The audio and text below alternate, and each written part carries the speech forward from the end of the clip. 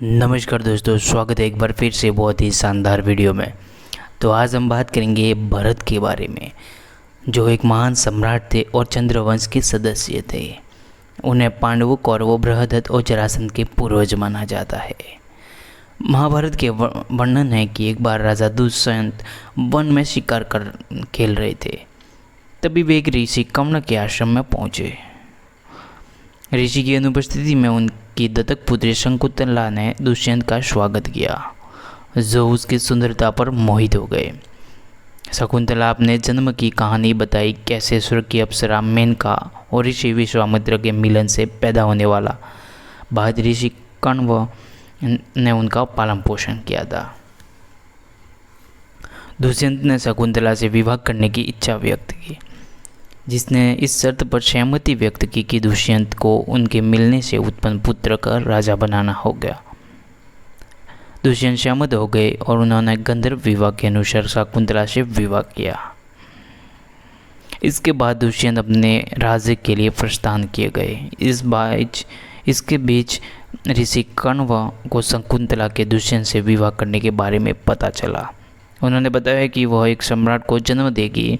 समय के साथ शकुंतला ने दुष्यंत के पुत्र को जन्म दिया और उसका नाम सर्वदमन रखा, जिसके दाहिने हाथ पर चक्र का निशान था।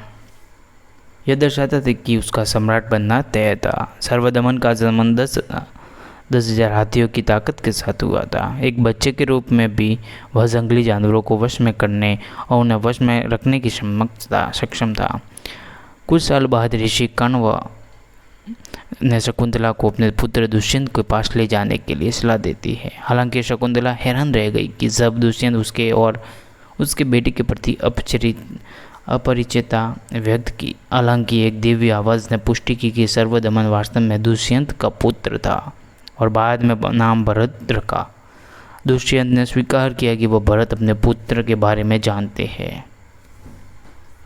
भरत राजा बने और पूरी दुनिया पर विजय प्राप्त की। द्रोण पर्व में कहा गया है कि भरत ने 1800 अश्वमेध और 100 राजस्व यज्ञ और सैकड़ों वाजपेयी यज्ञ किए हैं। भरत के दादा ऋषि कण्व ने उनके सभी यंत्र अनुष्ठान संपन्न कराए। सम्राट ने उनके दादा को अग्नि घोड़े, 10 ट्रिलियन सोने के सिक्के दान दिए। भरत के विदर्भ की 3 राजकुमारियों से विवाह किया। हालांकि इन 3 पत्नियों से पैदा हुए पुत्र इतने क्रूर थे कि उन्हें मार दिया गया। भरत ने पुत्र प्राप्ति के लिए देवताओं को प्रसन्न किया। देवताओं ने उन्हें एक लड़का दिया, जिसका नाम विटत रखा गया, जिन्हें भारद्वाज भी कहा जाता है। अन्य विवरण के अनुसार भारद्वाज ने भरत को भूमन्यु नामक एक पुत्र का आशीर्वाद दिया। भरत ने 27,000 वर्षों तक शासन किया, इसलिए जो राज्य उन्हें विरासत में मिला जिसका विस्तार उसे भारत के नाम से जाना जाने लगा, जिसका नाम उनके नाम पर रखा गया। कवि कालिदास द्वारा घटनाओं के नाटकीय संस्करण के अनुसार राजा दुष्यंत जंगलों में शिकार करने के दौरान शकुंतला से विवाह किया। वह शकुंतला की सुंदरता को मोहित हो गए और सही अंदाज में उसका प्रणय निवेदन किया और उसे विवाह कर लिया। इसके बाद उन्हें राजधानी में कामकाज की देखभाल करने के लिए जाना पड़ा। राजा ने एक अंगूठी दी, जिसे राजा को तब भेंट करना था जब उसे दरबार में उपस्थित होने के लिए तैयार हो। शकुंतला ने अपने बच्चे को जन्म दिया, जिसका नाम ऋषि कश्यप से सर्वदमन रखा। केवल जंगली जानवरों से घिरे सर्वदमन एक मजबूत बच्चे के रूप में बड़ा हुआ और बाघों और शेरों के मुंह खोलने और उनके दांत गिनने में खेलता था। भरत के एक पुत्र, जिनका नाम भूमन्यु था, वहाँ भारत के आदि पर्व में भूमन्यु के जन्म के बारे में 2 अलग अलग कहानियाँ बताई है।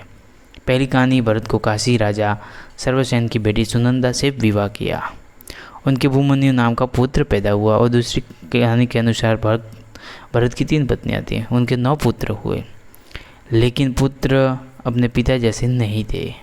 उनके उत्तराधिकारी बनने में असमर्थ थे। भरत के असंतोष को देखकर क्रोध में उनकी पत्नियों ने अपने बेटों को मार डाला। भूमन्यु का जन्म एक महान यज्ञ से हुआ, जिसे भरत ने ऋषि भारद्वाज की मदद से किया। स्कंद पुराण के अनुसार भरत के दत्तक पुत्र का एक और विवरण मिलता है। जब अंगरीष के पुत्र उतत्य की पत्नी ममता गर्भवती थी, तो उतत्य के छोटे भाई बृहस्पति ने काम से प्रेरित होकर ममता की तलाश की, लेकिन उनके गर्भ में पल रहे बच्चे ने बृहस्पति के वीर्य के निष्क्रियपण में बाधा डाली। इसके बजाय बच्चे को ममता ने जन्म दिया। ममता और बृहस्पति बच्चे की संरक्षकता को लेकर झगड़ने लगे। अंत में उन्होंने शिशु बालक को छोड़ दिया और मरुत देवता के बालक को गोद लिया। उनका नाम भारद्वाज रखा। जब भरत की पत्नियों ने अपने सभी पुत्रों को मार डाला तो मरुता ने भरत को भारद्वाज दे दिया। भारद्वाज जिन्हें वितत के नाम से भी जाना जाता है और राजा बने। अगर आपको भरत के बारे में कहानी अच्छी लगी हो तो वीडियो को लाइक करें और चैनल पे नए हो तो चैनल को सब्सक्राइब जरूर करें।